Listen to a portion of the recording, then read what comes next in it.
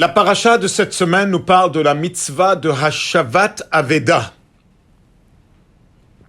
La Torah dit, tu ne peux pas voir le taureau de ton frère ou l'agneau perdu et tu fais semblant comme tu n'as pas vu, il faut que tu les ramènes à ton frère. Et la Torah continue, et c'est pareil aussi pour son âne, et c'est pareil aussi pour ses habits, et tu vas faire ça pour tout ce que ton frère il a perdu. Donc c'est incroyable, en même temps que la Torah elle parle de tout objet perdu, Ken ta'aseh lekol avodat avedat achicha, la Torah elle mentionne en détail 4 shor, se, chamor, simla, taureau, agneau, âne et habit. La même chose on trouve aussi dans Parashat Mishpatim, comment une personne qui est en train de faire, il garde un gage pour son ami, et quand on vient lui demander, il est en train de nier. Alors si après on va trouver cet objet, il faudra qu'il paye double. Alors la Torah, elle dit la même chose. Elle mentionne ces 4.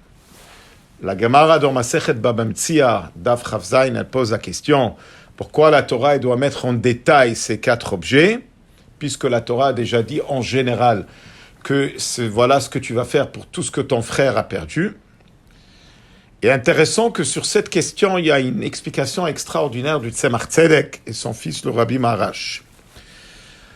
Le taureau, l'âne, l'agneau et l'habit représentent 3 différentes forces et qualités de l'âme qui peuvent élever la personne très haut, mais ils peuvent les faire descendre aussi très bas. Si on l'utilise d'une manière négative, on est chas v'shalom Ovdim, perdu.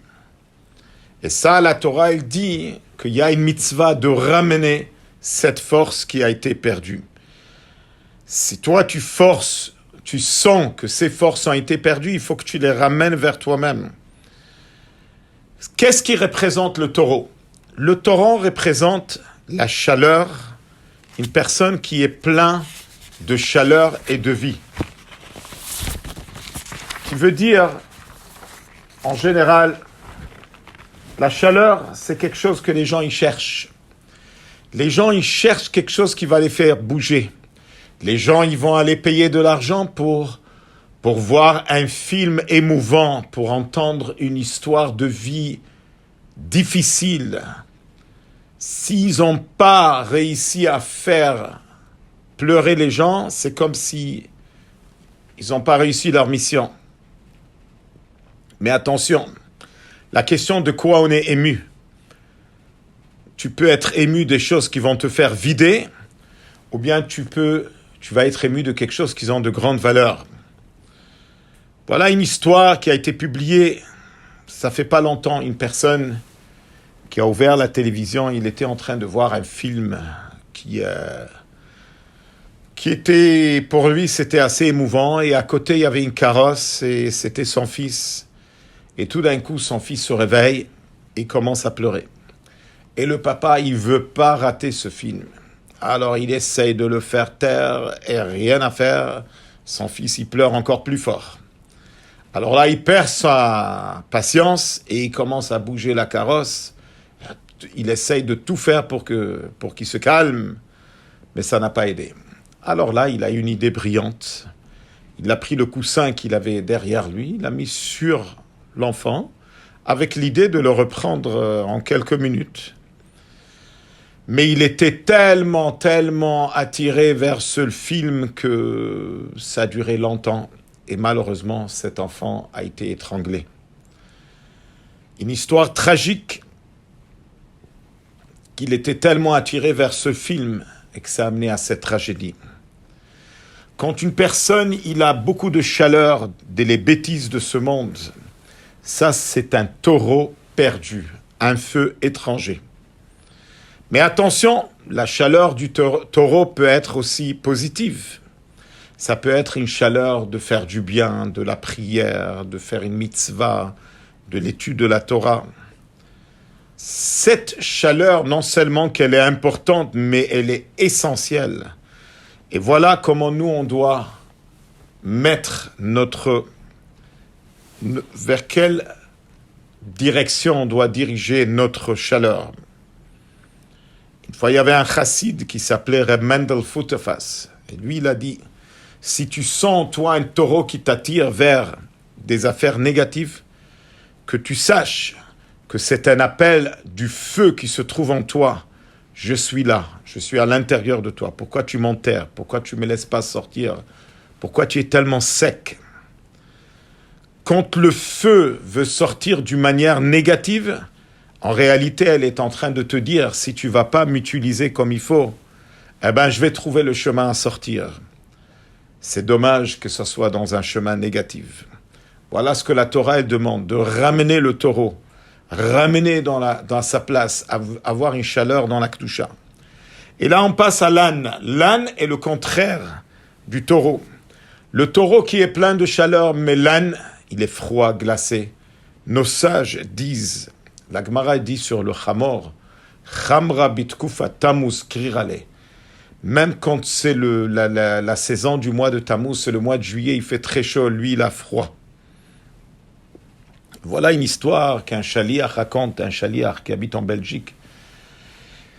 Une histoire terrible qu'un avocat l'a appelé de la terre d'Israël. Il lui raconte qu'il y a un couple qui est décédé, qui ont laissé à 5 enfants une maison avec un grand terrain. Ils sont partis à la cour et ils ont décidé de partager ça. Ils ont décidé que la maison va appartenir à 2 frères et le terrain à 3 frères. Le problème, c'est que les 3 frères, dit l'avocat, ils habitent en Israël.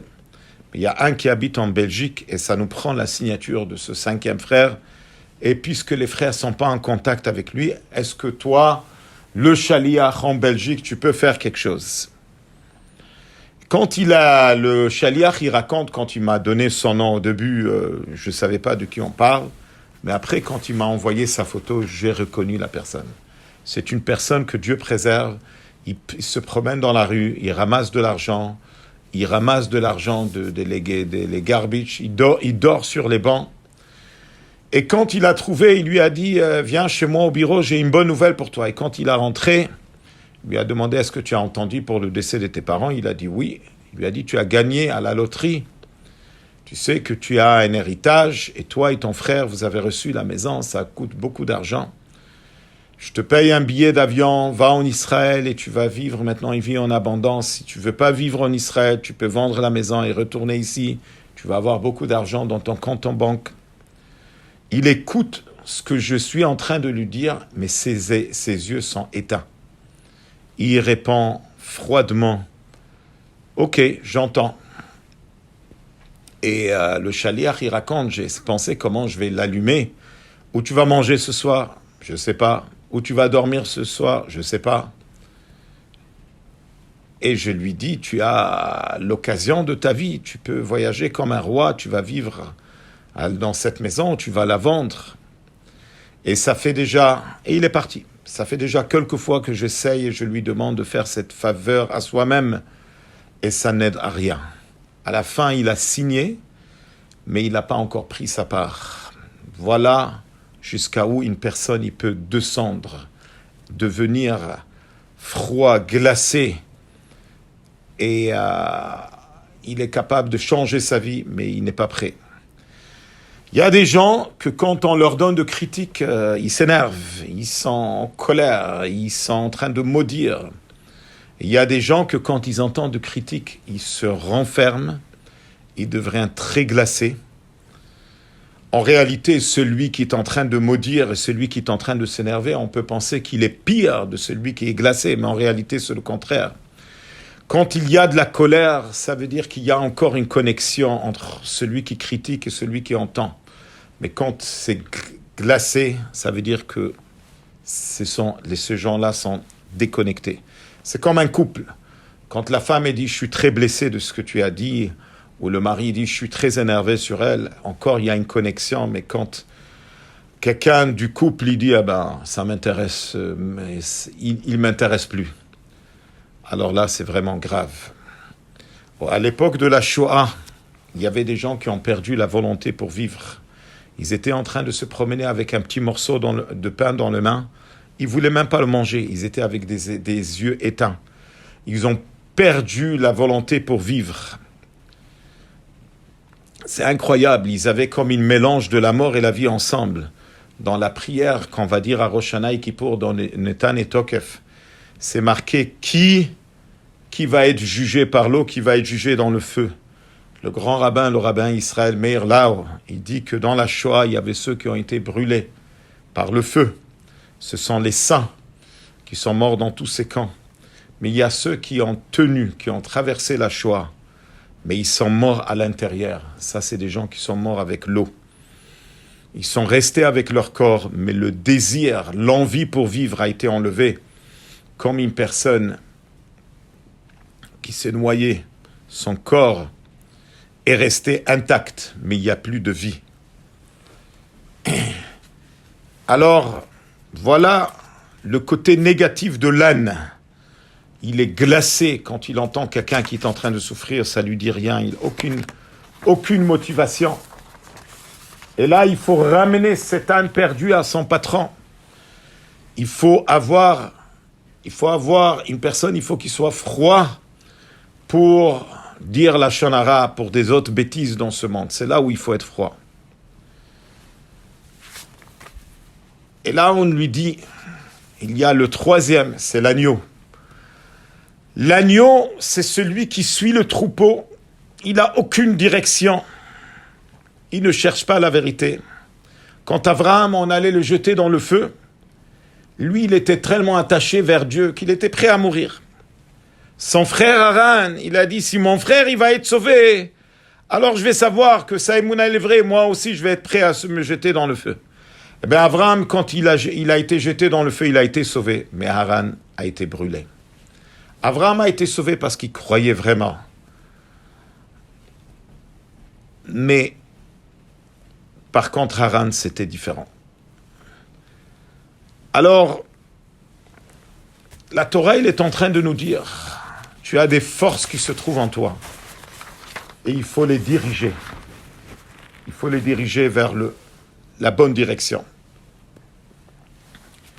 Et après, il y a le quatrième, Samla, l'habit. Dans l'habit, on dit, l'habit, elle peut montrer qui est la personne. Quand une personne, il s'habille avec des habits d'un soldat, on sait que c'est un soldat. Mais des fois, beged, ça peut venir du mot begida, trahir.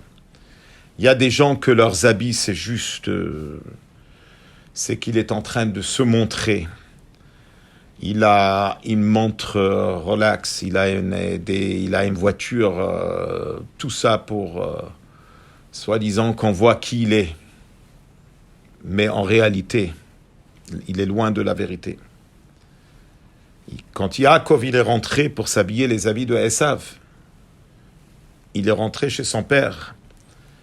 Et c'est marqué que Yaakov Avinu, il a senti l'odeur des habits, il a béni.